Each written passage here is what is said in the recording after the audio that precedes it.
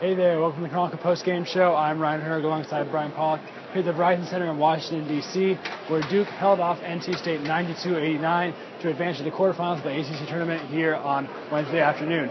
Brandon Ingram and Luke Kennard led the way with 22 points apiece.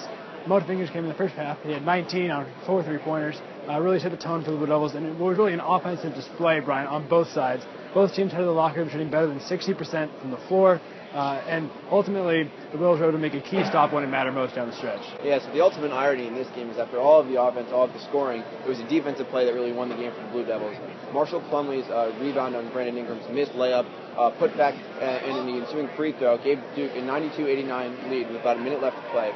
So Cat Barber and NC State flush ball down the floor, down 3. Barber drives to the lane, goes to look for one of his teammates. The Blue Devils get a deflection in the play, and Grayson Allen scoops it up, allowing Duke to secure the win with 1.3 seconds left. Other than that, though, Barber had a tremendous game, 29 points, I believe, the ACC's leading scorer. It was just at the end there, Duke was able to get a big stop. Yeah, definitely. This game was just unbelievable. There were banked 3-pointers from the wing. There were just Ingram made his first 4 shots from downtown. It had everything you wanted in the game. The 53 points for Duke were the most points that they allowed in the first half all season. Really, NC State just came out and shot the lights out of the ball. It was really just fun basketball to watch because it seemed like I was more surprised for me when somebody missed a shot rather than they made a shot. It was unbelievable. And really, I think the unsung hero, like you mentioned, Brian, is Marshall Plumlee. He had that crucial and one layup at the end of the game to kind of push the Blue Devils after the top, after the Blue Devils kind of let a 9-point lead get away from them, and NC State tied it back up at 89. But Plumlee had another double-double, his 7th of the season, 17 points and 10 rebounds. Really much needed for the Blue Devils. And to add to all that, he did it with a broken nose. Well, what we think is a broken nose. Matt Jones' elbow caught him, friendly fire, and Plumlee had a huge gash, and his nose did not look normal. So we're going to see what his status is going forward. He wasn't in the locker room after the game, had to go seek some treatment, but just another huge game for Plumlee, and really what's been a virtuoso senior season for him.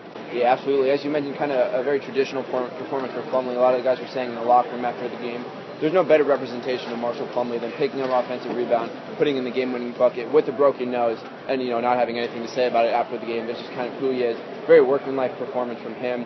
Did a good job down low. B.J. Anya for NC State kind of had his way early on. Got some big dunks. But Plumlee, along with the rest of the Blue Devils, really tightened up in the second half. Held NC State to less than 50% shooting after they were at 63% for the first half. So big moves there for the Blue Devils, really being able to tighten up on defense. It looked like NC State was going to score 120 in this one at times, but certainly they came back. Duke's going to need every bit of defense it can get tomorrow against Notre Dame, another very offensively minded team. The two teams already played once this year, the 95-91 Fighting Irish win in Cameron Indoor Stadium. So very well could be another game like today, tomorrow.